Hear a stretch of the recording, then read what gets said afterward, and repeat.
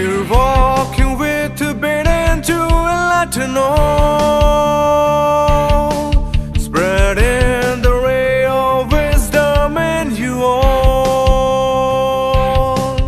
focusing on winning blocks of the road, following leaders who made us to roar.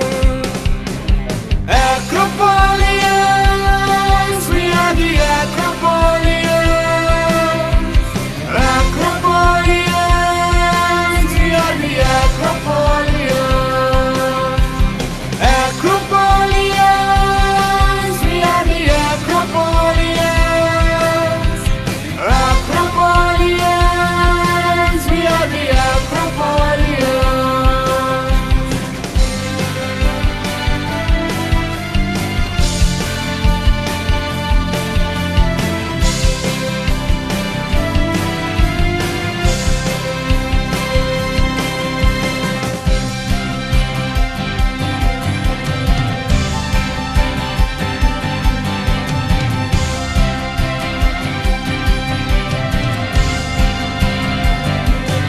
Climbing the peak to the spire, starting with the thrust and leaving a trail for the world. By overcoming the challenges in the tough passages, we have kept our head held high. Acropolians, we are the Acropolians. On a journey to the stars, we are the Acropolians. Converting dreams into a vision scene, showering wisdom wherever be, creating a winning zone everywhere, and crowning ourselves with a golden name. Acropolians, we are the Acropolians. Acropolians, we are the Acropolians. Acropolians, we are the Acropolians. Acropolians, we are the Acropolians.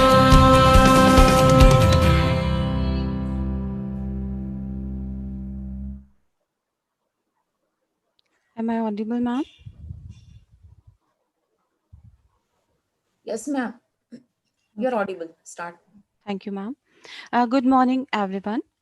I, Dr. Anupama Tiwari, welcome you all in the August 2020 Day 7. Today's session will be focused on career-related aspects. I would like to start by welcoming all the honorable dignitaries, Honorable Chairman BOG, Shri Ashok Sujatia, Group Chairman Mr. Ashish Sujatia, Secretary Mr. Anand Sujatia, Chairman AITR Gaurav Sujatia, Vice Chairman Professor M.K. Dubey sir, Group Director Dr. Jayantilal Bhandari, Group Director CDC Professor Atulan Bharat, Director Dr. S.C. Sharma sir, all respected head of the departments, dear faculty members, respected parents, and dear students. If we talk about receiving the Best Institute Award at national level under NEN for consecutive 5 years, or receiving the Eminence Award, or being ranked among top 50 private institutions of India in Atal ranking of institutions on innovation achievement, or securing runner-up position in NEI Idea Factory contest, or it's the matter of designing an air purifier with advanced technologies. These all accolades are cherries on top of the excellence of Acropolis. And definitely, credit goes to the platform which Acropolis is providing to its students. And their determined, intellectual, combative, and hardworking attitude. So, to enhance these innovation and guidance skill towards emerging technologies, we have with us the eminent personality from the field of education, Dr. A. Naimullah Khan sir. Dr. A. Naimullah Khan is a professor and dean academics at the School of Computing Sciences and Engineering at Vellore Institute of Technology, Chennai. He has 17 years of experience in the industry and 9 years in teaching. He was the senior manager at the Airports Authority of India when he took a break to finish his PhD at IIT Madras. He then was a research scientist at Acusis India and MNC leading its speech recognition efforts. He has published more than 40 papers in refereed journals of international and national repute. His interests are in the domains of speech recognition, pattern recognition, machine learning, and cloud computing. I welcome you, sir, on behalf of entire Acropolis group. Please have a look on audio-visual clip. I request Pawan sir to please play the clip for audience. Over to you, Pawan sir. Thank you.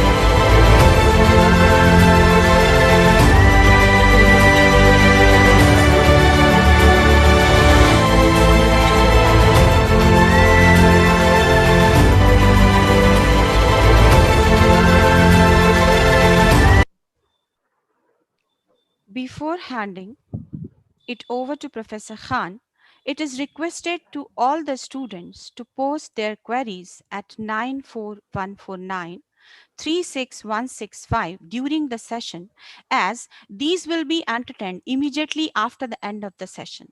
So please welcome Dr. A. Naimullah Khan, sir. Over to you, sir, please. Thank you, ma'am. Thank you for the kind words. Thanks for the introduction.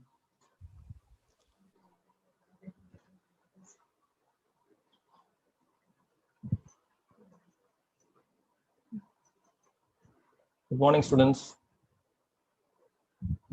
I hope it's a nice time to start the discussion today.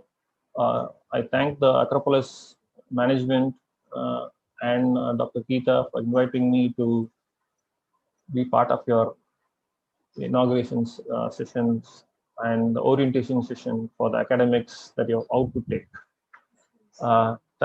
Thanks again. So let's. So what I have thought was, I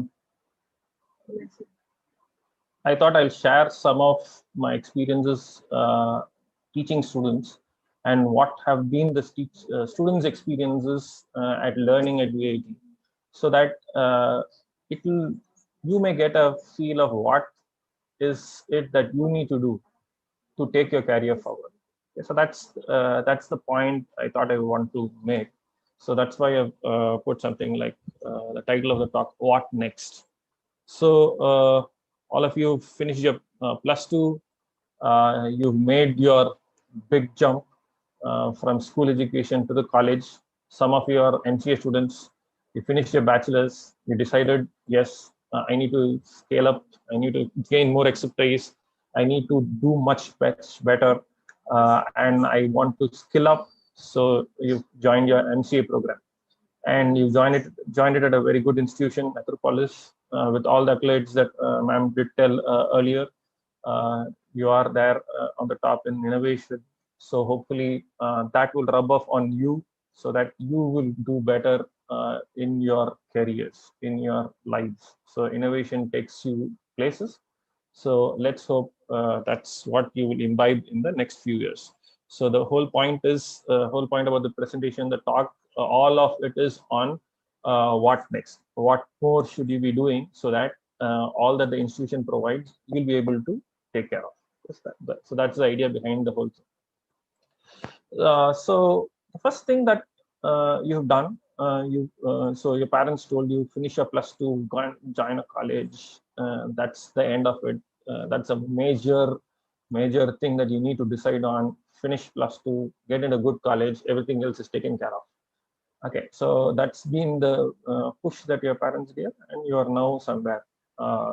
You've made that move, and you are in an institution of reputation, and you've joined Acropolis.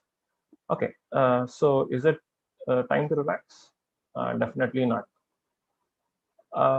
Why? But that's what my parents told, my teachers told. Do well in +2, and that's it. Join a good college. Life is made. Correct? That's what everybody told you. Unfortunately, things don't. Life doesn't stop there. So things you need to continue. So what's the point? So what do you want to do? That's something that you need to decide today. You're joining. You're about to launch your first steps in your career. The first thing would be to learn, and then graduate, proceed to do probably up to PhD, or join a job, or be an entrepreneur. So what course you can take? Any of these titles, any of these uniforms, you will be able to wear. You could be you could even do a studying engineering, computer science. You could also assist in medical discoveries. You could turn out to be a pilot. Who stops you? We have students who are doing BE plus law. That's also possible. A good engineer, a designer, a core engineer, any field from computer science is also possible. Okay, so that no field is limited. So the whole point is, you at this point of time need to think what you want to be down the line. Okay, 15 years hence, where do I want to be? That's some question that you have to ask yourself. And depending upon that question, a lot of things depend. So, so reach out to yourself, find out what you think you want, what do you earn for. Okay, is it I want a good career, I want lots of money, I got lots of fame, I should be the top name in whatever profession I'm dealing with, in whichever field or subdomain I'm working with. Or is it just that, okay, all of this is secondary to the matter, but ultimately I should be in inner peace with myself and my fellow beings and the environment. So there are a lot of questions that you'll have to ask yourself. And those questions are better done right now when you start your career. Career in the sense, in this case, first steps in learning. So if you have a goal in mind, okay, I need to do well, earn lots of money. Probably you can use computer science to do analytics, to do trade in the stock market, to get good fame, good money, lots of cash. Okay. No, I need to be. I will travel the less travel part, but ultimately I'll be the lead. I'll be the best in the industry. Take our Google chairman, CEO, Sundar Pichai. Correct. He is a CEO of. He has a background from something else. Correct. Metallurgy. He studies metallurgy. Has got nothing to do with computer science. But where is he now? He's the CEO of Google. So it is that track that you need to think, where do I want to go? So that's something that you should think about. So 15 years hence, what will I want to do? All of us want all of them. All these points that I mentioned: career, fame, money, inner peace. You want all of them. So probably it is possible to have all of them too. Okay, but ultimately the inner peace is what keep you stable. All right. So do put that also as one of your goals. So how do I go about? So if I need to know where I have to be 15 years from hence, then there are a lot of things I need to acquire in the journey of my study. So first thing is do a good job in your education. Right. So the first thing I already told you, 15 years down the line, I want to be the CEO of a company, my own company, entrepreneurship. No, I need to be part of Alphabet, the Google's main engine, okay, or I'll CEO of Google, or Microsoft like Satya Nadella. Okay? So that's my vision, for which I need a good, strong foundation in my education. My basics should be right. No building is built, no superstructure is built with the foundation being weak. And education is your foundation. It opens lots and lots of avenues.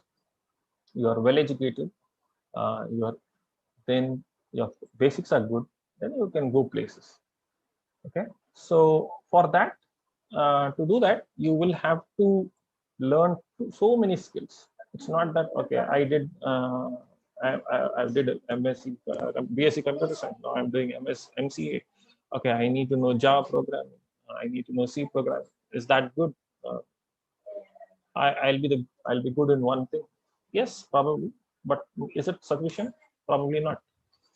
Okay, so with your vision, you will have to, if you need to do 15 years down the line, you have to set your goals. So it's not you're going to leapfrog 15 years at one step. You have lots of intermediate steps to take. A lot of goals you have to set yourself. Okay, this semester I will study these two courses. I will master them.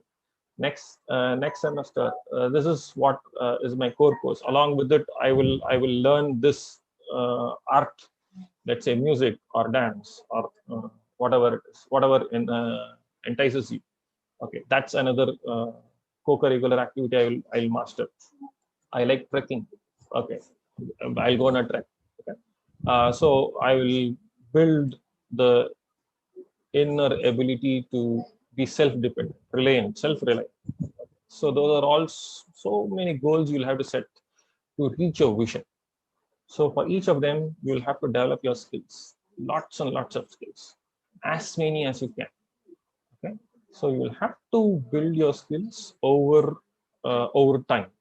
You cannot be a master in one, in a day or two, or even a month's doing. It's very difficult.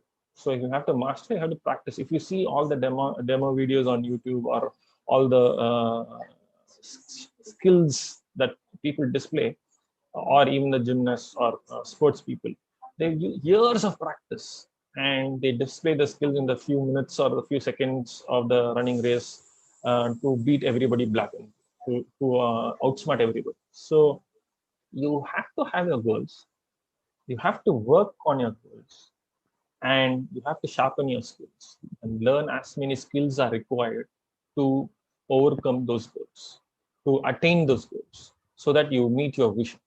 Okay, so that's the point. And all of this you should do in only what interests you. There's no point in on doing something that does not interest you. There are a lot of things in the world, in your life, that will happen that you may not be interested, but you need to do all of them. Okay. You may not like certain things, but as simple as it. You may not like to throw the garbage in the dustbin when your mom tells, but that's a part of your life. It's an essential part of it. You need to dump it to keep your home clean. Okay, but that's something that you may not like. But if you are interested in some specific area you like to master, then focus your efforts on that. Focus on what interests you, because you do it with much more passion, and there's much more higher chance that you will excel in that. Okay, so your skills will be very good on things you show interest on. In all of this, don't forget one fundamental values: your Indian values, your basic Indian culture, the basic tendency to help each other, to share. So never forget on any, or let go on those things. They are the fundamentals. Those are the only things that will last you through your lifetime. Your values that you keep. Even today, if we talk about the father of nation, Gandhi, the truthfulness. One thing that we always associate with Gandhi is truthfulness.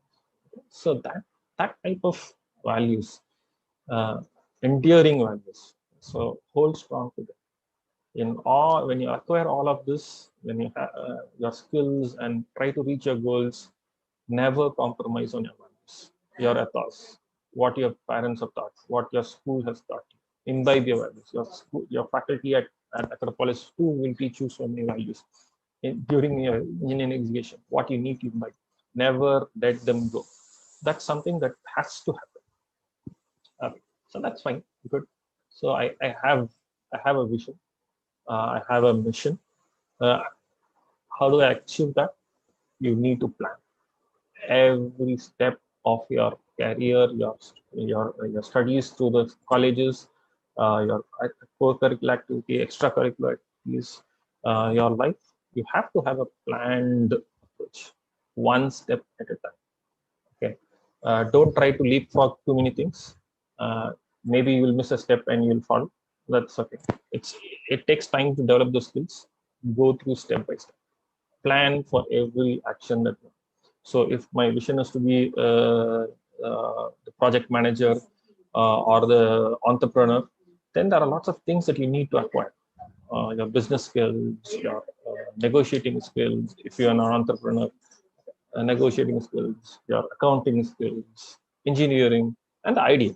The idea is one part, but there are a lot of things that go along with that idea. So you need to plan so many things. For that, achieve that goal, you have to go through a step-by-step process and detail them and achieve them in definite amounts of time. And so every goal is associated with the timeline, and you need to meet that time. So that's something that is very, very important. Okay, that's all fine, sir. I am a first-year student. I just feel fresh out of school, +2. I know physics, chemistry. I've joined an engineering program.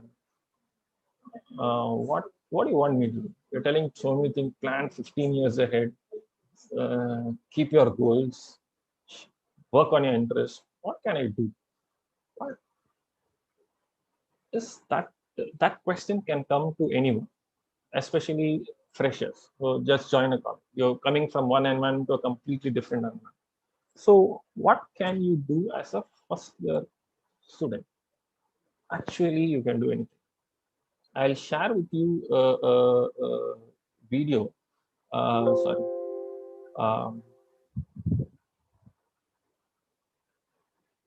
So what you will see here is, so we have a college called All-In College of Engineering.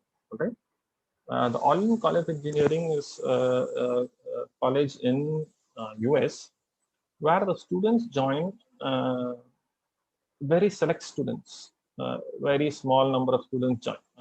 The first year only they take over 100 students or 80 students to 100 students. Okay, the strength of the students is small, very selectively chosen. Okay, so this is what they do in the first year of first semester of their joining.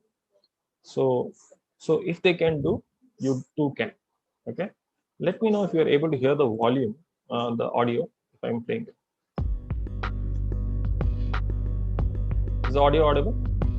Yes, sir.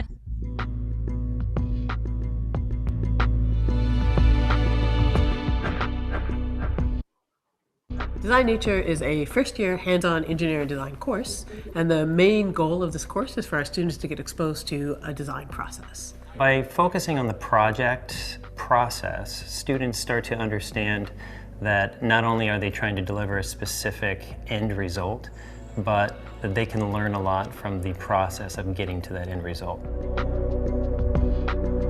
We want our students to be able to get inspiration for their engineering work from lots of sources, and nature is absolutely one of the important sources that they can draw inspiration from. We think it's important that engineering be harmonious with nature, be sustainable, and one way to do that is to start looking to nature for models. Not only does it help us get to a viable solution faster, it's also an important thing that allows students to learn to be more inquisitive about the world around them and to look around and pull from nature ideas that might be starting points for solutions. way because they seem to value. There's two major components to the course, each is half of the course. The first project students do as individuals, and the second project they do as a team. The first half of the class is called the Hopper Project, in which each student has to design for themselves and build for themselves a hopper, something that replicates some sort of biologically inspired movement. And in order to do that, they learn a design process that involves first doing research, including things like going out onto the grounds of Olin College and finding insects and drawing them to learn from them, but also reading scientific papers and understanding how these insects work in nature, and then using that as inspiration to build a little mechanical hopping device. On Hopper Day, every student is given 3 minutes to showcase their hopper. The class measures it, photographs it, and celebrates it, regardless of how successful it was or not. The second half of the course is what we call the play experience. They go through a design process again, but this time they go through it as teams. The bio-inspired play experience they're creating is more complicated, an experience that's modeled after the behavior of a specific animal, but it's also being built for actual users. At the end of the class, about 80 fourth graders from a local school will come in, actually play the students' games, and grade the students on the quality of their games and the quality of the experience. Actually designing something for people rather than for myself as an engineer was like a skill that we had to learn and explore. And it's all about gaining feedback and just improving, iterating on your previous design, and then eventually finishing with a product that you feel sort of fulfilled all your constraints. This is not a course that would be recognizable as like a hard engineering course at other schools. And in fact, it draws really heavily on things like industrial design. They all get exposed to the shops of fabrication because they end up making it themselves. We talk a lot about team health in Design Nature. It's one of the core elements of the class, and you really see that at the end of the class when students have to work together to finalize a product. It's amazing to see them navigate that together in a successful way. It's truly one of the most collaborative classes I feel like I've ever taken in my entire life. We really do learn by doing. I want them to be able to look at everything that's happened in the semester and realize how much they've accomplished and how far they've come, but also to realize that this is just the beginning of a lifelong practice in design. It takes students who feel very confident in their ability to do well in school, and it teaches them that they can do amazing things in new ways that they didn't know they could do. There's a saying here where like it's the most amount of work you'll do and with the most amount of fun. And I didn't really believe that at first, but going through at least my first semester, I think that's absolutely true.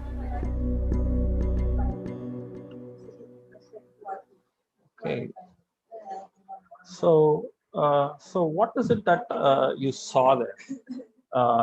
What I wanted you to all notice was that students, first semester students, are able to sorry, one second.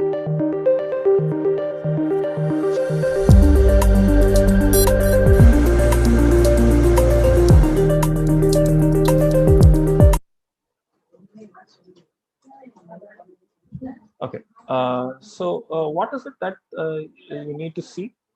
That a first year student, fresh out of school, first semester student, is able to design a project, a bio-inspired hopper, something that mimics an insect, like a frog or a grasshopper or whatever it is. Okay, so they are able to achieve from 0 to that in the 3 or 4 months, and they're able to do it by themselves. They go read up what is required, they understand, they do research, they do figure out the math, they do all of it themselves. They implement it and check it, test it, and they have a competition, all of it in 3 months, 3.5 months. And that's what is amazing. So the point is only that there's a motivation to do, there's a push to do, and you're asked to do, and every student can do it. So as a first semester student, don't underestimate yourself. You may be an MCA student or you may be a BTech student, that's fine. You are a first semester student. If that student can do, you too can. So don't ever underestimate yourself. Okay, so that's the point I want to make. The other point, if you notice, is that the second part of the video, that in the second semester, they do a team project. So what is it that the students talk about the whole thing? What the prof talks about the whole thing? He says the whole point is about learning to work together, learning to work as a team, learning to create something for somebody else. You as a software engineer are going to create something for somebody else. You are not going to be the end user most of the times. It's somebody else's job. Here, who are the testers? Students who are studying for standard. They come and check out all the toys that they've created for themselves. They play with it and they give feedback. They tell this is good, this is bad, this doesn't work. You can understand how a fourth year student will play or rip it apart. Anything that doesn't meet the standard is going to break apart. So your design has to be good. You work for them. You have to make them happy. You have to tell the students, the school student has to tell this game is better than that. That is possible by teamwork. What you cannot do yourself, you can do much more as a team. So the suggestion, what I want you to take from this small clipping is that you will do, you will move forward, you will achieve things, you will work on it, you will be inspired to do it. You will not think I don't know, because those students also didn't know when they joined the college. That's nothing that you don't know. Everything is available on the online. You have lots of resources. Your faculty are there to help you. They will inspire you. You follow their help, their guidelines, and take it forward. Okay, so that's the key point I want you to take from the whole video. That don't underestimate yourself. Don't think you this first semester I cannot do anything and I will do my project in the 8th semester or at the end of my MCA 6th semester or 5th semester. No, definitely not. And anything is possible. Okay, so okay, that was a nice video, but does it actually happen in all times? What I've got here is a set of alumni. So what I will do is I'll share you I'll share with you sorry another set of projects. Okay, this is the set of students at VIT Chennai, the institution I work in. These are some of the computer science student alumni who are there on the page. There are many more. Let me tell, I have taught quite a few of them. They have been in my class or I've interacted with them. This guy, Anand Bhatta, this guy, while he was in college, he found the bugs in Facebook, he found the bug in Twitter, on Uber, and he won bug bounties. The Uber, the Twitter will all give them lots and lots of money because they found some bugs in their websites or in their login credentials or the security of the websites. All right, and he went on to join Flipkart. Then he started his own company. He's his white hat. This guy, I have taught him at least three classes. He was the earliest batch. He was so bent on studying abroad. He went during his studies. He went to Canada to present 3 papers. This and this guy together wrote publications, wrote research papers. They put it in 2 conferences. Both the guys went to the USA to present their conference. One in Canada, one in USA. Then this guy went on to work on the MITAX Canada scholarship. He studied there. Then he came back, finished his BTech, and then joined again a master's program in US. This student, his same colleague, he too he did his BTech project, 6-month project in Singapore, NTU University. He went on to do masters and PhD in US. He worked. He applied to CERN. He didn't get CERN. Okay, but he worked for his summer term. He went to Indian Institute of Science, IIC Bangalore, where he did with the Supercomputing Research Center. He did a 2-month project in the Supercomputing Research Center. That's the way things happen. So these guys are all ordinary BTech students who who come from this. I think this guy is from Orissa, this guy is from Maharashtra, that type of place. Okay, this guy went on to create his own startup. Okay, see if you notice that he is the founder CEO of a couple of labs, couple of startups. Okay, this guy is something I definitely need to tell you about. He was in my class, a couple of my classes. He studied computer architecture and organization, then operating systems. After every class, he will almost every class he will have read the book before I have taught. He will come and ask me so many questions after the class. And if you see his answer paper, you will not see marks at all. For the amount of questions you think he asks, I think you will think he will get 90 out of 100 or 85 out of 100. The marks will be pretty pathetic. Okay, not a super scorer in marks, but knowledge-wise he gained. This guy, in COVID times, he passed out 1.5, 2 years back. Yeah, he passed out 2 years back. This COVID time, he worked on finding drugs using computation and intelligence, machine learning, deep learning. He found drugs that are capable of fighting COVID, and he was working to try to get grant from the government of India to fight COVID. That's the type of people that are there. These guys are all, this guy, another startup guys. This guy got in Google, missed in the last rank. Lot of Microsoft guys are there. Amazon guys are there. Okay, every one of them has potential. Every one of your so we were also average students who passed out of the school, who joined the campus, but there were opportunities and they made use of opportunities. It's not only at VIT Chennai, it's also at Acropolis also. You ask your faculty. This is from your alumni webpage in your campus. There are so many alumni who have gone on to join big companies. iGate, L&T Infotech, Meru Systems, Value Labs. Look at it. So what is it that made them work? Some have joined CSE also, high-paying jobs. It's nothing impossible. So don't ever underestimate yourself. That's the point I'm trying to make. You can, you too can, and you are no less than anybody else. That's the point. Okay. There are other couple of cases I have put here. I had this student. We had a student in the second year. Okay. This case of Cone Hackathon I have written here. We have a student in second year. What did he do? Third year, I am teaching machine learning to the students. But these students, after second year, they have studied machine learning by themselves online. Okay, Andrew NG's machine learning course they've done, participated on course, joined in Coursera, studied it online themselves. They participate in a hackathon conducted by Cone.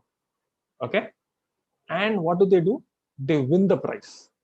And because of which the Cone is so impressed, Cone is a Cone elevators. Okay, so the elevators, they are so impressed by that, they call these guys on a paid internship to Finland. They go in between the semester. 1 month, 1.5 months of 1.5 months of course classes are missed. They go to Finland, work on predictive forensics, predictive analytics of Cone elevators, stuff that comes out of their data that comes out of their elevators. They measure that, predict that this part can fail, this elevator can fail, this is a problem. They do predictive maintenance. They come back after 2 months, continue their course. This all happens in the end of second year, before the third year. They sit in my class 2. Okay, but what happens? Their grades are so good that Cone tells, okay, we will give you a contract, paid contract. Do what our data scientists do in Cone. You do it and give it to us, sitting inside the campus. They give them that type of flexibility. And then the next year, when I am teaching machine learning, these guys always studied machine, but they are still sitting in my class. They ask so many questions that sometimes we get stumped. And what happens is, They participate in Kaggle competition. Kaggle is an open data open website for all sort of data science competitions. It's a repository for data. You should also participate. Maybe in a few years, a year or two later, you can look at that. They participate in that competition on Russian language, natural language processing task. These guys are Indians. They know no understanding of Russian. They participate in using just machine learning. They participate in the Russian challenge, and they come top 5 in the competition, because of which they get recognized. And one of those two guys goes on to CERN. CERN is your particle smashing laboratory in Europe. They go. One of them goes to the CERN, works there as an 2-month internship at CERN, and comes back with the experience. He goes on to study a master's in US, and now he's working in US. The other guy of the two, he joined. He didn't go to US, but he joined IBM. And this semester, this year, after 2 years of working at IBM, he's applying abroad for PhD program directly, BTech to PhD. Okay, that's what happens. These are other students who won the competition in Open Government Data Hackathon. A set of 4 students who are working in my machine learning class. Okay, so what happens to them? I teach them to work on Kaggle data.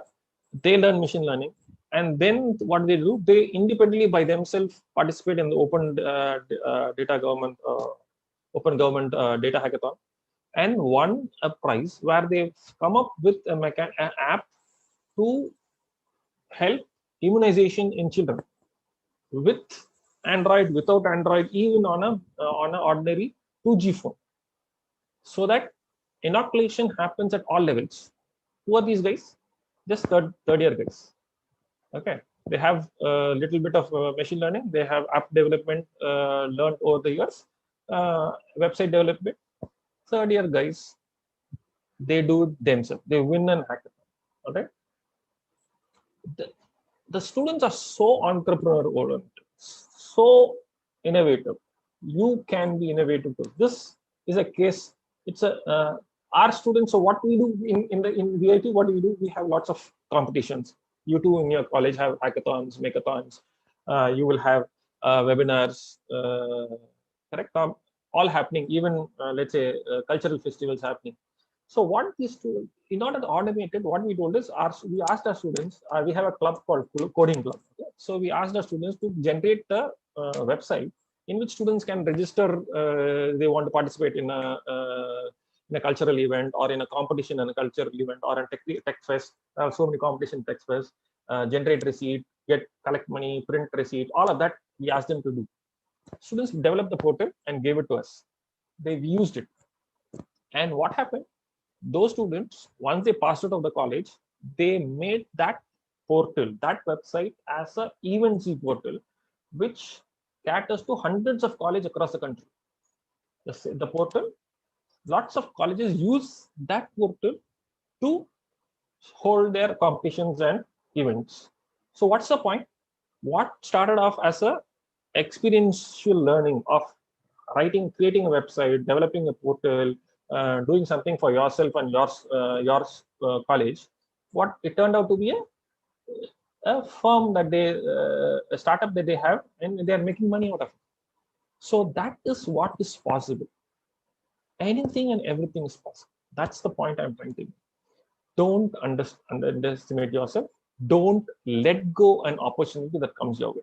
When you're studying, your college will tell you, your faculty will tell you, boss, there's this value-added program, this coding competition, that this event is happening. Anything and everything, try to participate. Maximize your capabilities. Maximize your participation. The experience that you learn will be good, first thing. In some cases, if you put enough effort, you will be able to win competitions, which will take you places. That will be your first step, which will, it's like that you on high. Then you would like to do more. And you like this guys, Apna Tika guys. What started off as a small competition in Kaggle, which turned out to learning, understanding machine learning, which turned out into app development, which turned out into a hackathon, which turned into a prize. They got the prize from the Minister of HRD Minister. Okay? So that's the best part of the life at college. You can do wonders. You can work wonders. You can think and put. So everything requires some effort. Nothing comes free. Okay. So so what will happen? What will happen is that you will be pressurized. You will be under pressure. You will have 5 courses or 6 courses study, 2-3 labs to do. Okay. Have you? Maybe some of you may have seen this on Discovery Channel or some related channels, where you have seen people military training. Correct? Have you ever seen military training? See how commandos get trained. Okay. When I was studying master's program, I had a neighboring roommate, a couple of rooms beyond my room. He joined the Indian Air Force missile thing. He was not the pilot cadre, but he was the technical engineering cadre. Okay, so he joined the Indian Air Force, and about 6 months later, he came back once to our hostel, and I asked him how are things, how's training, how was Air Force experience, all of that.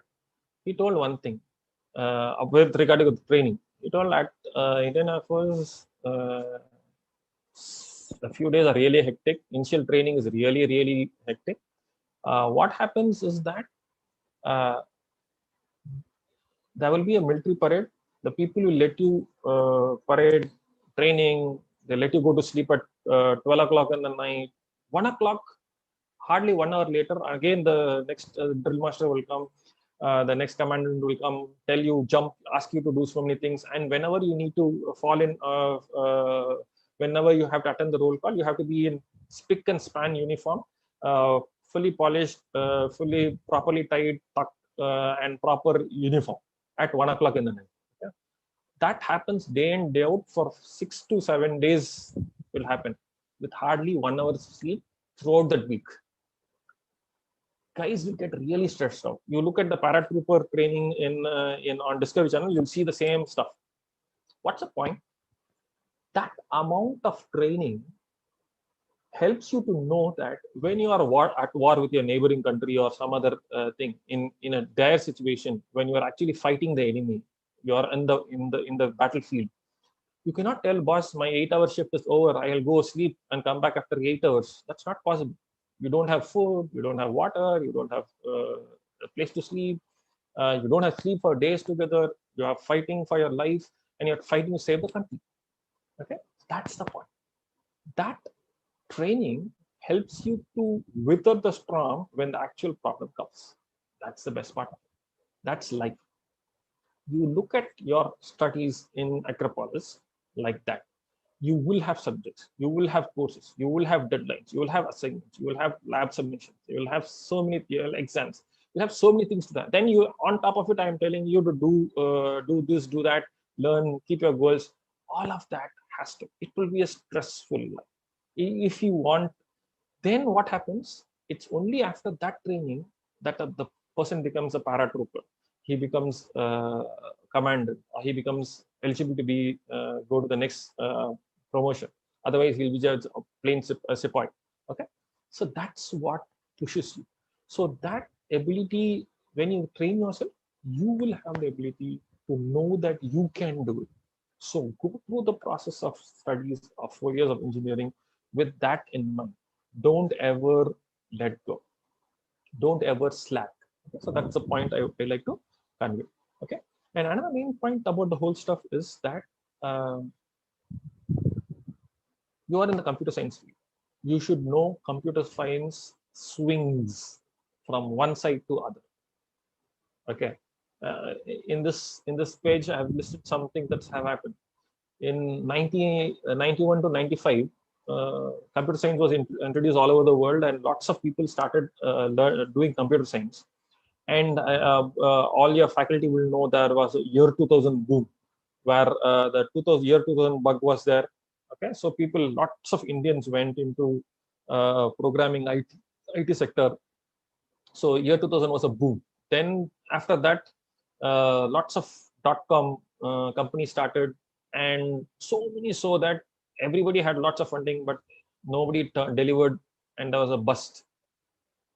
And about 4-5 years later, recovery happened. Then again, what happened? 2008 to 10, the economy of US crashed. All our IT sector in India had a severe crash course. Everything fell flat. We were constrained to live up to get good orders. So computer science went to the limbo. And again, similarly, again, it happened to around 2016, 15, 16, 17. CSE was not popular. Mechanical engineering and electronics were the popular subjects. But past 2 years, you see that 1920, there has been a demand for computer science engineering, and admissions this year has been maximum only for computer science. But what's happening? Currently, we've heard, thanks to COVID, economy's gone bust. The GDP has fallen. The economy shrinks by 20%. Jobs are lost. So much things are happening, and here we are studying computer science. So notice only one point, that the industry, the computer science will have ups and downs. Okay, so what you need to do is what is important. Okay, but also notice that just the previous years, the IT sector has been a major revenue earner for the government. More than 136 billion US dollars of revenue. Okay, lots of global companies have set up shops in India. More than 1,250 in 2019. We had reached 1,200 to 1,250 in the last few years. And how many startups? Lots and lots of startups. Almost every year you'll see 4,000, 5,000, 6,000, 7,000 startups being started in India that are really, really good. And here are some really wonderful companies that have started. More than 18 Indian startups have a valuation of US dollar $1 billion. That's their net worth of the companies. So all of them are fresh from India. Okay. So what's it telling? The point is that the computer science IT industry will have its ups and downs, but the past few years has been good for computer science. Okay, and there's nothing without computer science. Almost everywhere you will have computer science. Right from the railway ticket to your mobile application, your mobile apps, to websites, to Google search, to anything, to social media, everywhere you have computer. Okay? It's part and parcel of it. Even if you go to a Kirana store, you have a computer doing the billing. Okay? So computers are not going to go anywhere. But the point is, what will you do? That's the point. Okay. So what cannot happen is that in your starting, you cannot tell I will be a specialist. They teach to me in college C, C++, or Java. I know only these 3 subjects. That's all. I will not learn anything. Okay, a little bit of HTML. Okay, fine. Or if the curriculum says Python, okay, maybe Python. So it's not like that. You need to be good in as many things as you possible. Okay. So tech changes. Earlier, long time when I was studying, there's only C and C++. Okay, a little bit of HTML. But now, cloud computing, DevOps, artificial intelligence, IoT, mobile application development, everything is hot. Lots of things technologies are there. Ruby on Rails, Python. Think of a name. There'll be some software that is related to it. That's some application that is in there. So you as a beginner will have to know as many things as possible. So because why do I need to know? As the old time that I know C, C++, and I will go to the company, if he has to put me in Java, he'll train me on Java. Or if he wants to put me in data science, he'll train me in data science. All that is gone. Now every employer wants a super employee. If he comes to recruit in your campus, he's telling you will be jack of all trades. You will have good communication skill, you will have good writing skill, you will have good mechanism to talk to your to the customer facing, You will have good programming skills. You will have good database skills. You will be good at everything is what the company is expecting. He wants you to hit the ground running. On day one, he wants you to be billable, which means you have to get all the skills that are required to be a billable student in your campus. That's the point. Okay, so that's what they want. They want a super employee that does everything, jack of all trades. Okay? So initially, you will have to be a jack of all trades. You will have to know more. So don't shirk any responsibility to learn as many things as you can. Okay? Never shirk.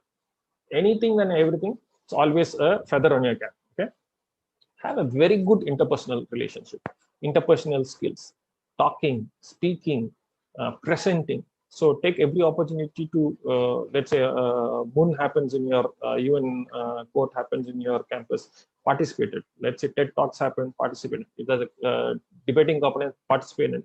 Speaking skills, learn, and work well as a team, and learn and let learn. That's something that you have to do. Okay. So how do I know what is good, what's bad? What should I learn? When you can find a meme on your mobile phone, or a particular clip of a trailer of a particular movie or a particular song on a mobile phone, you're able to find. Definitely you can find all that you need on what is the trending topics in computer science. What is best? What works? Okay. What is on demand? What are the companies looking for in their recruiting ads? Look at that and upskill in those domains. Whatever interests you. It's not possible for, like I told you, it's not possible. Jack of all, it's practically impossible. Okay? But at least you should be master of a couple of 2 or 3 things. But as many things you should have a common knowledge of, because you don't know what your company is going to put you in where. Okay, so that's the major point. Okay, so you have to master something. You should be a master in something. You should be different from all your other batchmates. If a recruiter is coming, let's say HCL or Amazon or Microsoft is coming to your campus, then he should see you as being special over your friends. Okay, teach and learn together. Work together, you learn more and you do more. Okay, for that, interpersonal skills is required because you have to go in the company and work in it with interpersonal with others. So that is required. But that is something distinguishing in you, on which the Microsoft or the Google who comes to your campus will have to recruit you over your friends. That's what has to be the defining character. So build something that makes you special. Think what will make me special and hone your skills on that one special, where you are on top of everybody. So that's something that you should do. Okay. So how do I do it? Any number of platforms are there. So coding, you have to master. In computer science, coding is like breathing air. You should, everybody, in every student in your campus, including a civil engineering student and a mechanical engineering student, should know coding. You should learn so much. Code. Where to code? Use your computer. You go to all these online portals that I have listed: Udemy, Top Coder, Code Academy, Free Code Camp, Code Avengers, anything, everything.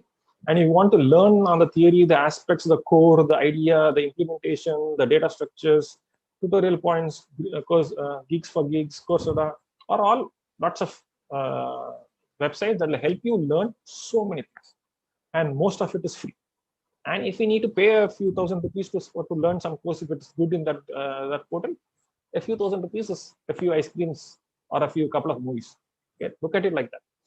Okay, don't withhold, learn. Don't restrict yourself to learning only what is required to pass an examination. Learn more. All these things you'll have to compete, because every recruiter now is having a national examination test. He's asking you to write code on his portal, pass, then I'll conduct your interview. Okay, most of them. So that's where you have to beat the competition. So your coding skills should be good, and you should be doing it on some coding platform. So that's something that you have to master. Okay, so do that. Okay, that's fine. So you've asked me to learn coding, work with your friends, think big, think entrepreneur, think make use of opportunities. Okay. So that's something that you will also have to do along with in your few semesters of your college. Cooperate with your friends, work together. Teamwork is the most important. don't fight. Let there be no ego. Okay. If you know a concept, a theory in, let's say, data structures or database management or whatever it is, or basic algorithms, you understand something better, you teach your friend. When you teach, your knowledge increases, your ideas crystallize, and your friend also learns. You grow together. Teamwork, knowledge is the only thing. When the more you teach, more you share, the more it improves. Okay? So learn yourself, teach everyone who can, work together as a team. Okay. And don't stick to only what is available in your textbook. Don't stick only to what is, yes, you need to pass your exams. Yes, you need to look at your question papers. Yes, you need to do well in exams. All that is part and parcel. Nobody is going to come and ask you why or how you got your 8.5 CGPA or 9 CGPA. That's just a number that is required in a lot of cases. But what is important is the skills that you acquire in the whole. So don't stick only to the basics, only the bare minimum to pass your course. Augment your resources of everything and anything and everything. All the resources that are online resources, use them. And this is the best part in the whole thing about this. In computer science, you'll find almost tons and tons of material online. Most courses are available online. So you can augment your faculties. You can ask your faculty to tell what is good to use for this course. They will help you understand what portals to use. They'll help you, point you to directions in which you can pursue. Okay. And read like mad. Okay. Don't look only at videos. Read like mad. Read manuals. Practice competitive coding. You have to practice competitive coding, like Hacker Earth or Hacker Rank. Those type of portals. Enroll in them and try to finish things with the parameters they say, so that you earn badges. Which means when your employer sees that this guy has done so well in Hacker Rank, he has so many stars or he has so many badges, then that is automatically a recognition that's happening. Okay. And in all things, in fundamental computer science is debug. Okay. Learn to read the manuals, learn to read the errors, learn to read the errors that the system throws up. That's where you will understand where you stand.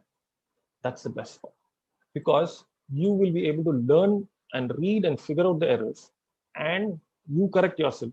Then the confidence you have when you clear the bugs is actually good. You should all definitely, you have this GitHub. You should, during your course of studies, all the code that you write, something that you write yourself, put it on the GitHub repository. Build app development, program development, sorting algorithms, anything and everything that you write, put it on that, so that others can inspect it. And when your employer searches for you, you tell, this is my GitHub link, this is what I did excellently, this is what I did. Then people have the ability to go test what you have done, and that will have credit for you. Okay, so they know that, okay, this guy talks well. He is doing what he's claiming to do. Okay, and one very, very, very important point is to use social media the way you should do. Be very nice, very polite on social media. Be nice to everybody. Don't be sarcastic. Don't be caustic. Don't pull others' leg. Don't comment negatively, because 4 years later or 3 years later, when the employer is going to search for you, he's going to search you, and he's going to get everything that is there on social media. Everything is stored, everything is tracked, nothing is deletable. Nothing is deletable. This can be traced back to you, and it will have a bearing on you. So now you will be more popular. You will start working on social media platforms. Be very, very, very nice. Be very kind. Think that this is going to come back to me sometime later. Okay. So with that, I stop. I can take questions if there are any. I hope I didn't. Yeah, I think I exceeded about 10 minutes or something. I'm sorry. Thanks. Thank you so much, sir, for wonderful and informative session. Now the session is open for questions. Shall I start with the first question, sir? Yes. Okay, sir. The first question is, what should be my approach from the beginning of first year to become an machine learning and speech recognition expert? Okay, nice question. Okay, so the first thing that you need to know on a good part about machine learning is you don't need to know too much about anything at all. Okay, statistics is definitely what you need to know. So that will get done in your maths first, second year or second semester of maths or something like that. Linear algebra is something that it will help you to know, and it will help you in a lot of the theory behind the machine learning. See, one thing is about machine learning is there are two ways to do machine learning. One thing is to do it as a machine learning expert. Okay, the other way is like to use it like a MATLAB toolbox. Okay, that's machine learning. I have to do linear regression, or I have to do logistic regression, or support vector machine. Do a function call. I don't know what's happening inside. It's a black box. I give it some data. Out comes my interpretation of the results. Okay, I can do that. That's one way of doing it. For that you don't actually know. I need very less knowledge. But actually, what will happen is at some point of time it will fail. What you think will not work. What you think this how the system has to recognize will not recognize. Then you need to go and figure out why it is not working, for which you need all the basics. So you will come back to statistics, you will come back to linear algebra. These two things definitely you should have hold on it. And once you have those, at least statistics definitely, little bit of linear algebra, and then go ahead and start online courses on machine learning. You will not understand something when he is teaching. You can always come back. Let's say he talks about principal component analysis. You come back and understand what is principal, what is eigenvalues, eigenvectors. Come back and understand that. Then that part alone you understand. Go back and continue what you have been doing. So that way, it's not that I finish everything, the basics, before I come to the advanced thing. As and when you learn machine learning, you will get a hang. You start liking. Because of which you'll go back and finish your basics. So you can use it in that manner to do machine learning. The same works for speech recognition too, for which you need to do little more. Signal processing, which generally is not taught in a computer science course. Okay, you will need to do understand signal processing. Speech recognition works on that. Okay, but you can do it like the machine learning blind approach also is possible. There is our API calls on Alexa, you have on Amazon, you have it on Azure Cloud. You call it like a function call, do speech recognition, you give it some your speech, out will come your recognitions. Okay? So you can do it a blind way, or you do it intelligent way. So the blind way is easy. You can start it maybe in the next semester itself, not a problem. But to do it intelligently, to actually solve the problem, you will have to come the basics, which you can acquire over the next 2-3 semesters and get good. Thank you, sir. Second question is, what is the scope of machine learning if I'm not from computer science or information technology branch? Okay, so what will I do for machine learning if I'm not computer science or thing? Information technology. Yeah. So so currently what we are saying machine learning is applicable in every field. The civil engineer needs to know machine learning and artificial. The computer science guy needs to know. The mechanical engineer needs to know. Industry 4.0 is all about that. Okay, so building is going to be smart building. If I walk into the building, the room, the lights are going to go on. It could be done with the basic sensors, or I could control the temperature and the humidity inside the hall, for which you need intelligent sensors. Those sensors talk to the computer system behind it on the cloud. All of that needs, so the civil engineer needs to know machine learning, because the building is going to be a smart building. If there is a sinking on the foundation, he needs to know why the foundation is sinking. He can have the devices, because now IoT is going to be on all devices in the next few years. That's what the prediction. Next 5 to 10 years, every device is going to have sensors which will give signals. And whether it is civil, mechanical, or automotive engineer, or even the traffic signal, the cop on the traffic signal, everybody is connected. So machine learning is all pervasive. It does not matter whether you have. Yes, you will have to use your computer science friends' help to figure out certain things, but definitely it applies to every other domain. Thank you, sir. Third question is, what are the preparations or prerequisites we need to do before studying AI/ML? Okay, what is prerequisite that I need AI and ML? Okay, machine learning, definitely you need to have a little bit of statistics. First thing is have a good hold of statistics. That's good. Okay, probability and statistics, that's something you should have.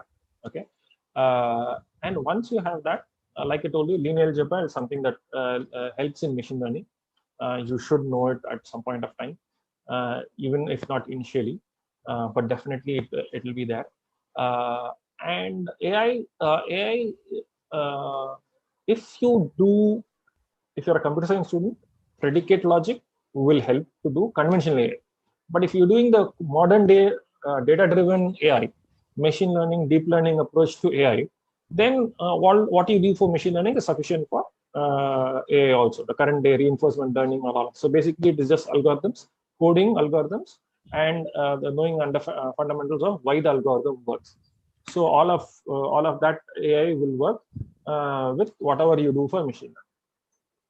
Hope that answers the question. Thank you, sir. Last question is from a computer science student. She says, I want to make my career in 2D, 3D animation. What shall I do during and after my BTech course? Okay, 2D, 3D animation generally will come in the sixth semester as an optional and elective in the course, and that too will be limited. All right.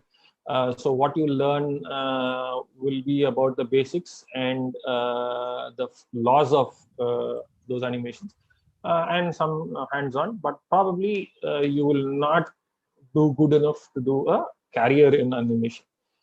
You will just be exposed to it. So if that's your thought process, then my suggestion is at least after the second year holidays, join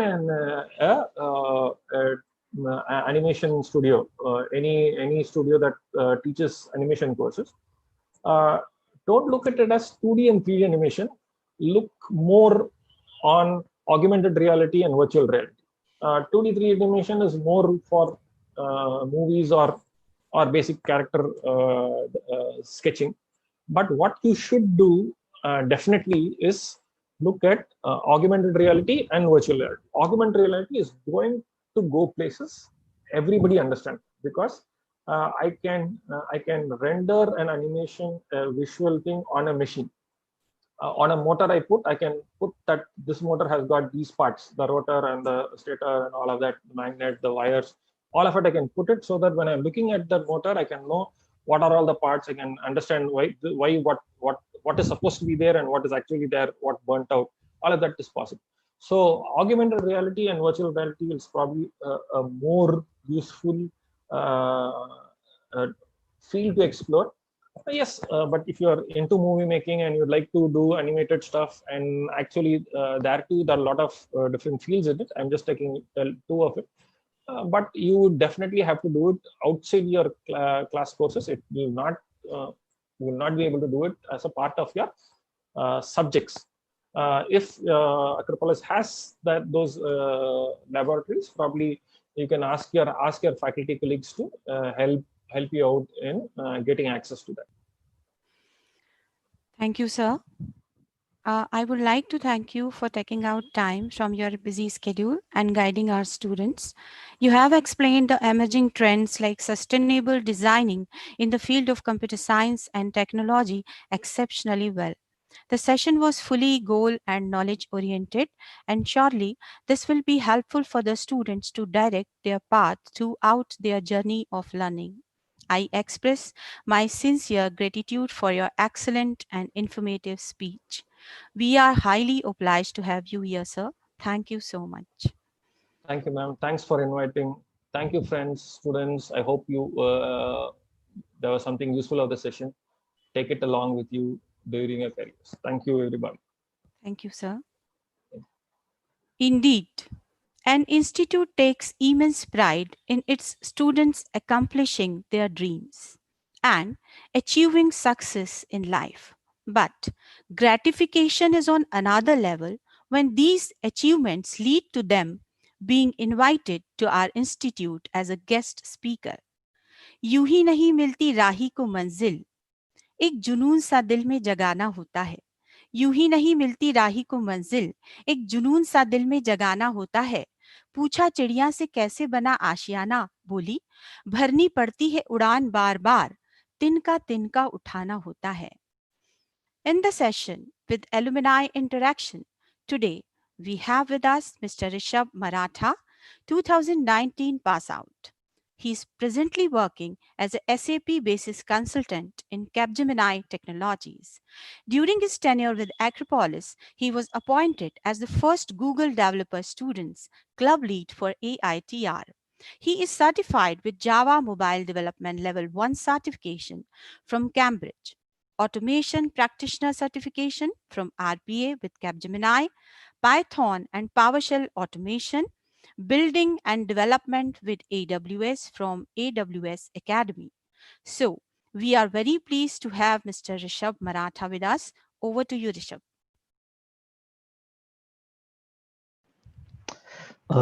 Hi, ma'am. Am I audible? Yes, you are audible. Thank you so much, ma'am. It's always a pleasure when you talk about us.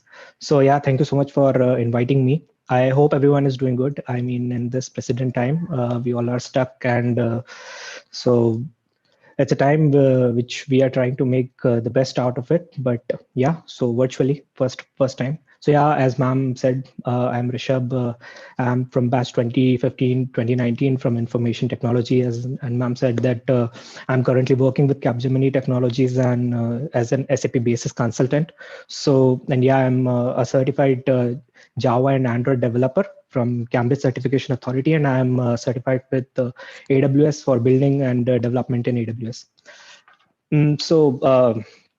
First of all, I would like to welcome you all to the Acropolis family, as I'm informed that all the first year freshers are here. So yeah, this day reminds me of my first day, like my induction program, which I attended back in 2015. So I still remember the date. It was 13th August, and I was very much excited on the first day.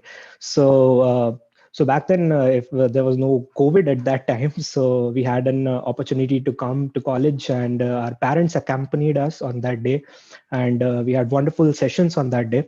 So you should, when I was excited about so many things on that day.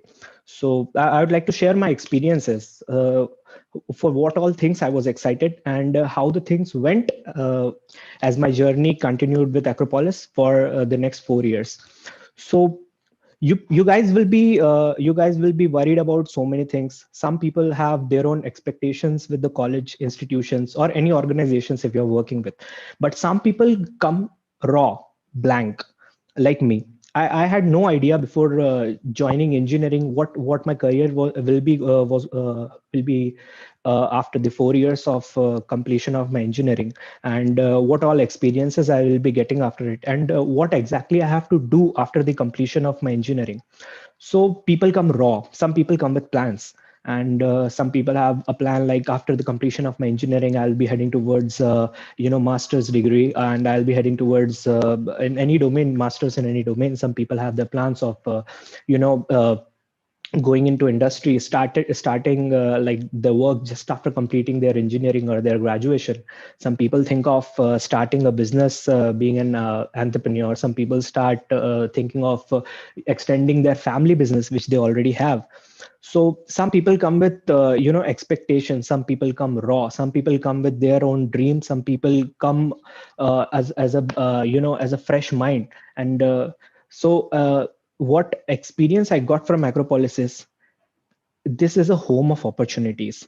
If someone asks me what Acropolis is to you, if you want to define it in a sentence or two, I'll say it is a home of opportunities and learnings and experiences. Here you come to know about what your life is all about. I mean, a journey of 12 years in school, that's a life for you. I mean, you start reading with the alphabets, and then you try to express yourself as you grow up, and you start being like a newbie, a newbie in every field and all the terms, and you end up being a senior. The last in your last +2 grade, you be a senior. You think that you know everything, and then the life suddenly ends, and then you enter college again, a junior.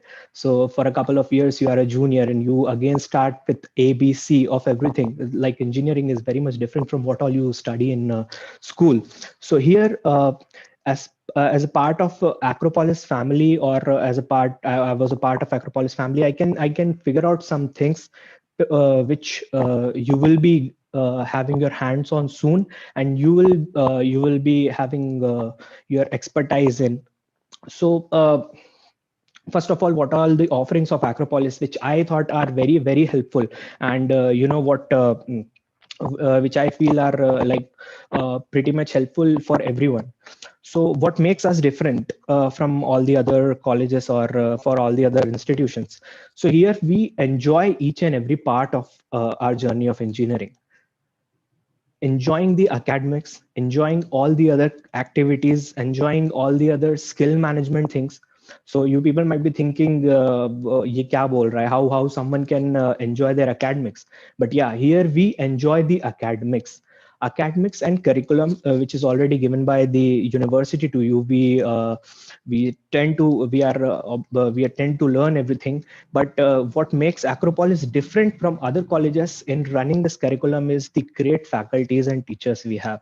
So when I came here, so I thought that all the other subjects, like we are getting maths and com skills, English again, and basics of chemistry again, basics of physics again. I thought that this will be boring, but no, this is not what is going to happen to you. I mean, in the first year, after entering into the college in 1 or 2 weeks, when I got roused up with the college things and the curriculum, I felt that there is something different, a different vibe about each and every subject which we were learning, and now we are learning. So you should make use of each and everything what is offered to you. Each and everyone is putting efforts in your learning to make you enjoy the learning and to make you enjoy the academics.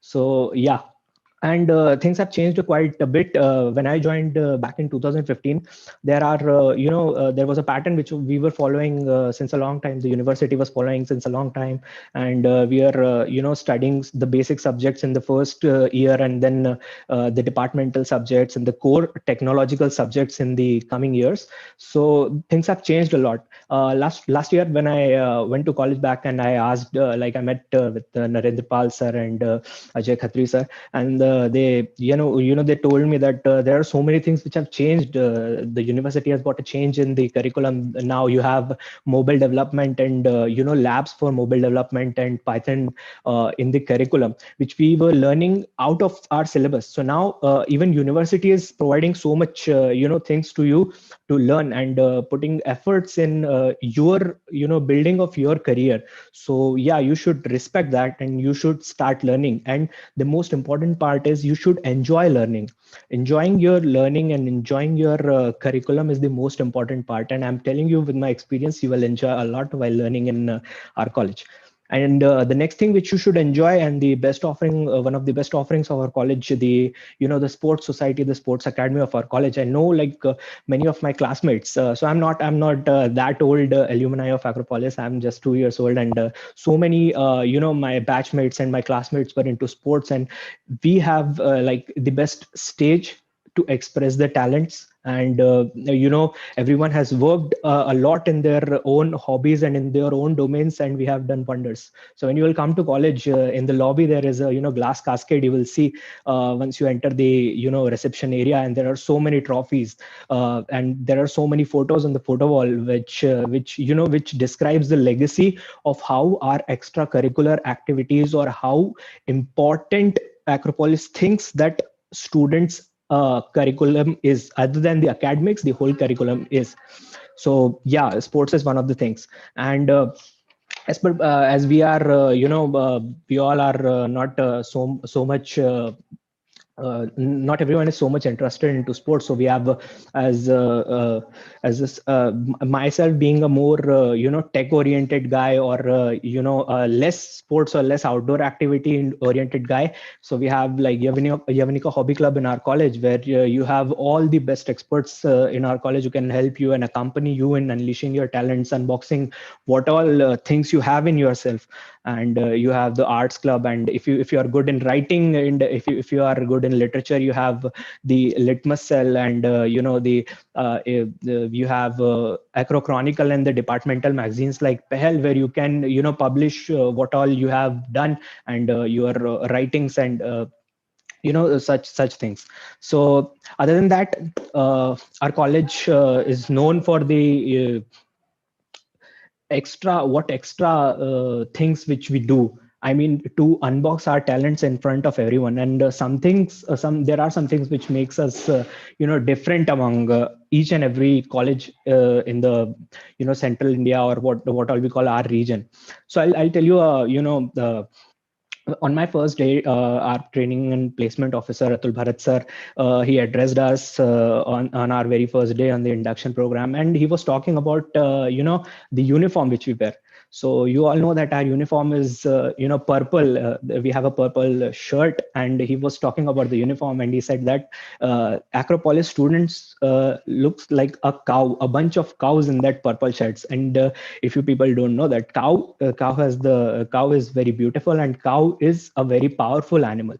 At that time I was thinking like that, yeah, it doesn't make any sense. This thing was not clicking with me. How he compares us with a cow and the strength of a cow, and how a cow looks beautiful. But I'll tell you an incident.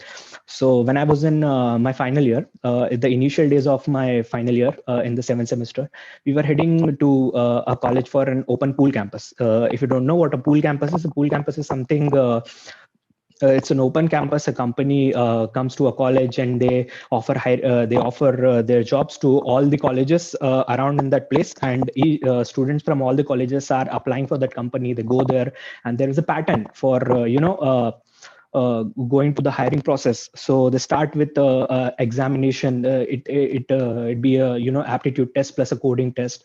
Again, after that, there is a round of extempore, or what we call a group discussion. After that, there is a technical interview, and it ends with a personal or HR interview. So there was a pool campus, and we all went there. So when we went there, there was a partition of a day. And the first half of the day was allotted to other colleges, and the second part of the day allotted to other colleges along with the Acropolis. So when we went to our sister college, that is Acropolis Technical Campus, the pool campus was happening there. So I went there, and we all have one gist of asking the students who came before us, right? We asked them how's the viva, what all questions the the invigilator asked you, and so just the same gist I had. And I went to one of my friend who was from some other college. I asked them like what all the questions they're asking and how is the process going on. So he said when we came in morning, the training, I will not name that college. The friend of mine, he said that the training and placement officer of my college said that you need to get placed today in the first half, and you need to clear all your extempores, and you need to clear all your GDs before the students of Acropolis come. Because after the Acropolis students will start appearing for the GD and extempore, it's not my responsibility for you to get selected. And when I came to know that the selection process was like 20 people are going together doing their extempore, and like they're selecting 2 out of 20, 3 out of 20. And when we went, like the ratio was 18 out of 20 and 17 out of 20. So that is the brand that is the brand Acropolis. Like this, the brand is not made because of a name Acropolis, or what we have done, or what the faculties are doing, or what all we are having or offering. It is because of us. Us means the students. Each and everyone is putting efforts in your training, in your learning, and enabling you to so many skills. So it is our responsibility to value and respect that skill and enjoy that experience of learning. Apart from the curriculum and all the cells which we have, like for your technical enhancements, or for your hobbies, and so many things including sports, each and everyone in this institution is making efforts to make you a better version of yourself. as the honorable speaker sir described like before my talk. He said that you should not stop learning.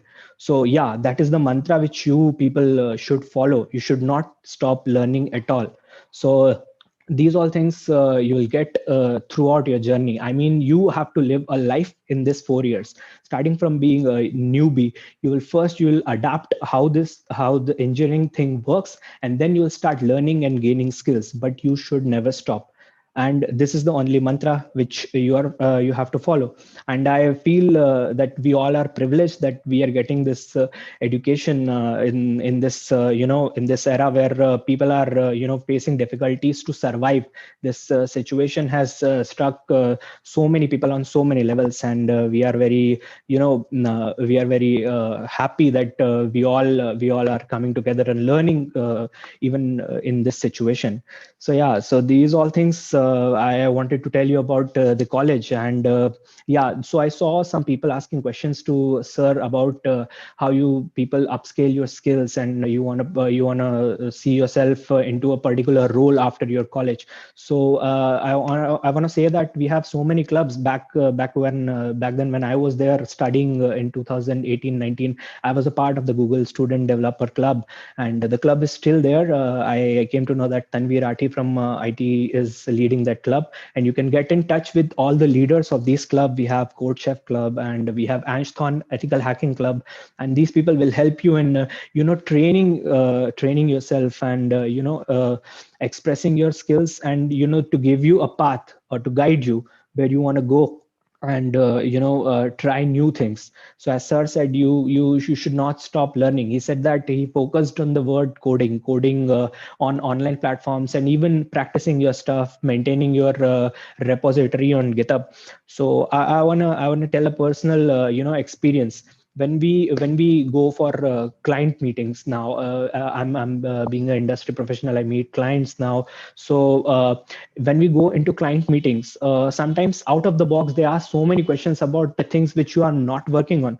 So whatever you have learned in your academics, or whatever you have learned in your college life or before joining the organization, it helps you a lot in answering or figuring out the needs of the client. So I work as a SAP basis consultant. That is like a product of a very niche product of SAP, on which we work and we provide the administration. But sometime back when I was interacting something with an fellow automation practitioner from my organization, and we were working on a project where I was not supposed to give him insights about the networking part. They are trying to build a network and putting the servers on for a project.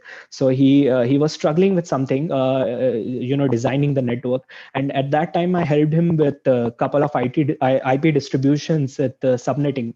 It was not my part, but I learned it in at the time of my academics in computer networks in third year, I guess. So these all things helped me in a time where I didn't thought that it will help.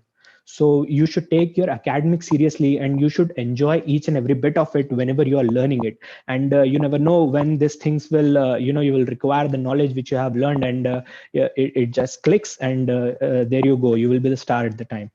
So yeah, about the industry experience, I wanted to talk about something which you all should learn in your academics, so that you don't have to invest much time after your graduation is completed to pull yourself off into the industry. So as sir in the talk, he said that everything basic which is required in the industry is almost covered in your academics.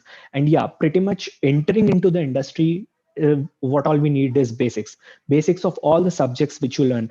And each and every subject is important while you are learning, starting from C++, oops, these things we all learn in our curriculum. Important subjects like data structure, databases, software engineering, and even the maths which we learn, mathematics 1, 2, and 3, which we learn in the initial years of our engineering. Each and everything comes into picture some or other day when you are doing stuff.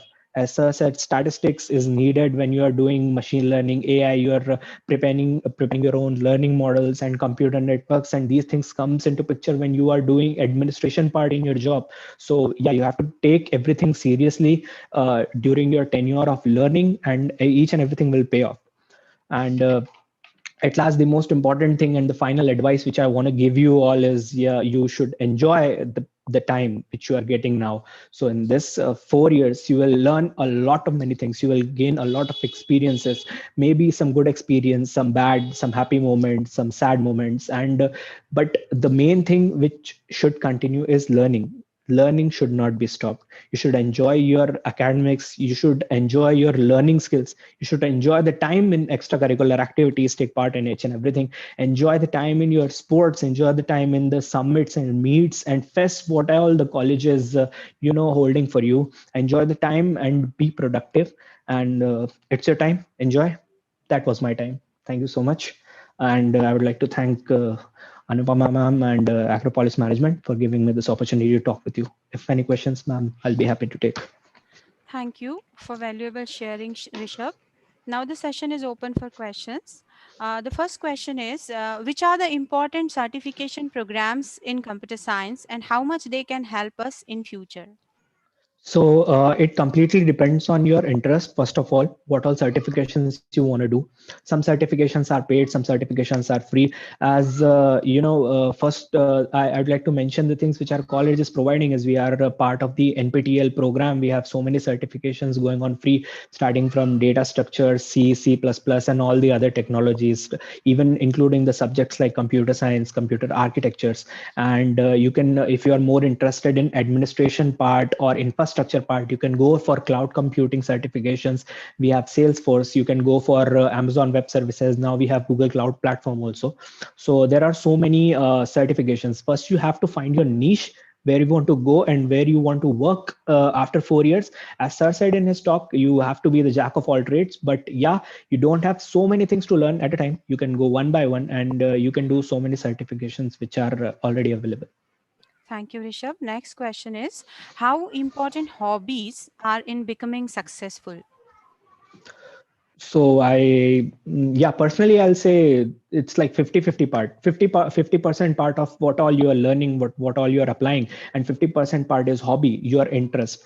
If you accompany the curriculum, academics, your learning, your enthusiasm of being a professional, and you're simultaneously working on your hobbies, so it keeps you in a fresh mind space where you can explore new things.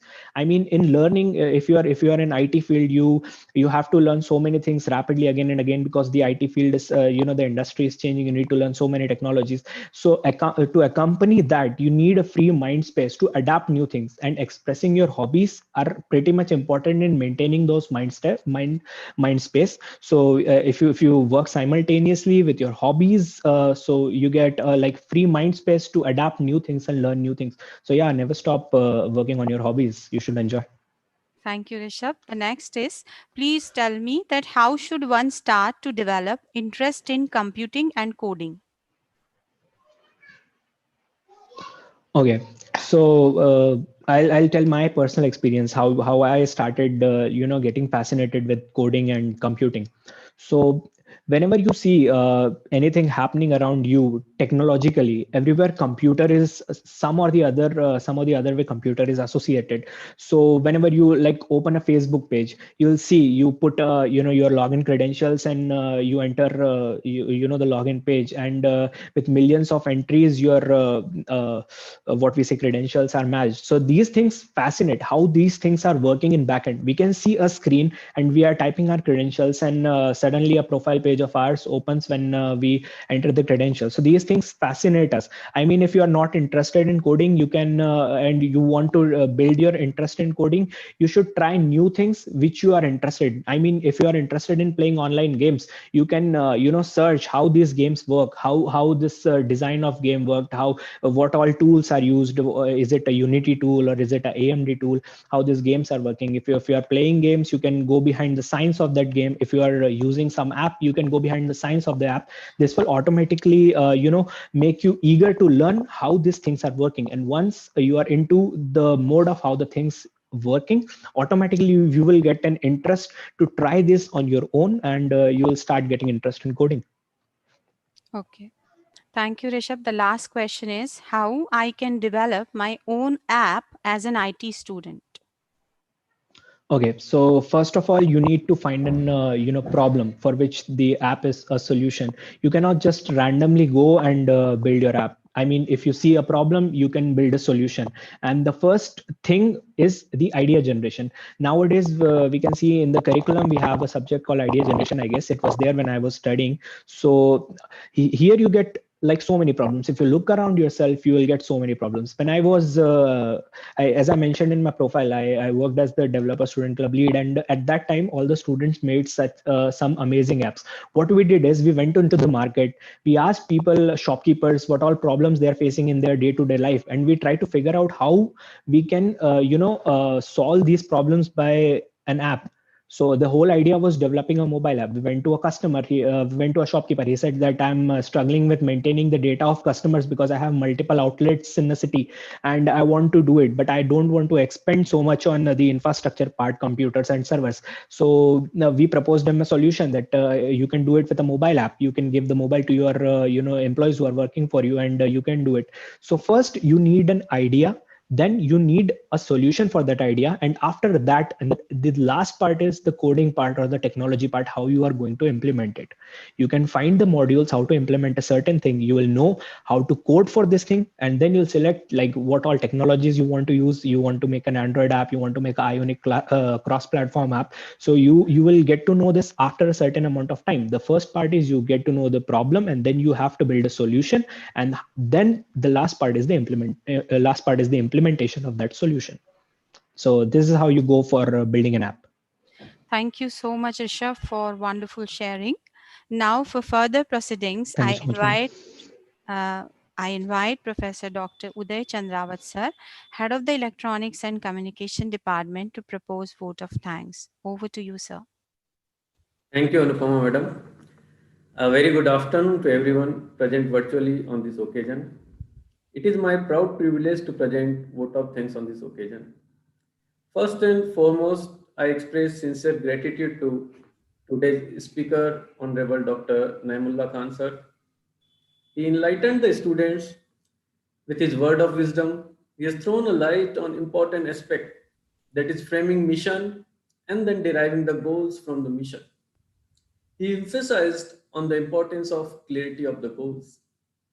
He also narrated the importance of creativity, project work, and research in engineering education.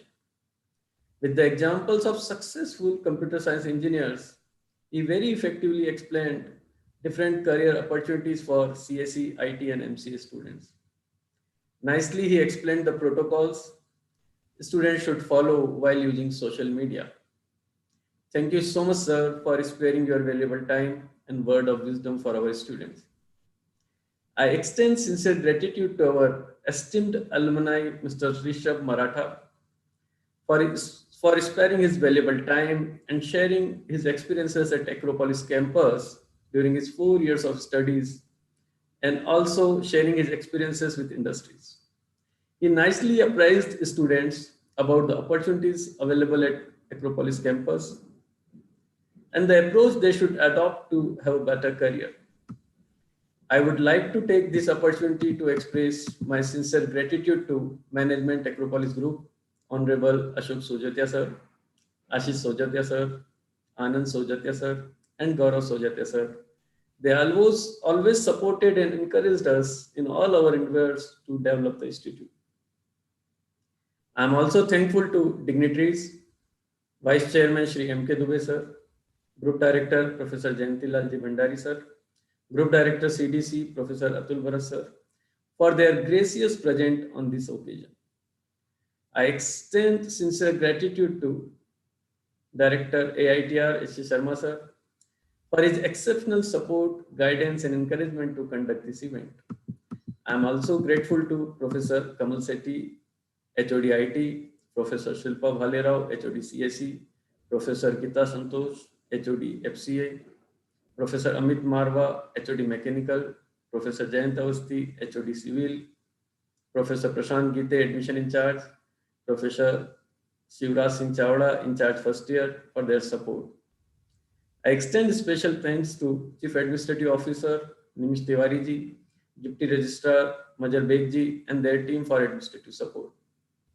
I express sincere gratitude to CDC team, faculty members, and supporting staff for their direct or indirect support to conduct this event. From bottom of my heart, I am thankful to student volunteers, Lavish Sharma, Aman Jain, and their team for their exceptional support to conduct this event. Last but not the least, organizing committee. I'm grateful to all faculty members, supporting staff. Those are part of organizing committee, and they are putting exceptional effort to make successful every day of this event. Once again, thanks to everyone. Thank you so much. Over to you, Anupama madam. Thank you, sir. I think the session was very insightful and informative for all of you. स्वस्थ शरीर में ही स्वस्थ मन का निवास होता है. So don't miss the opportunity to listen. B.K. Neela Didi ji, tomorrow's speaker. She will be focusing on ethics, yoga, and morality. Tomorrow we will be back here at 11 a.m. Have a nice day.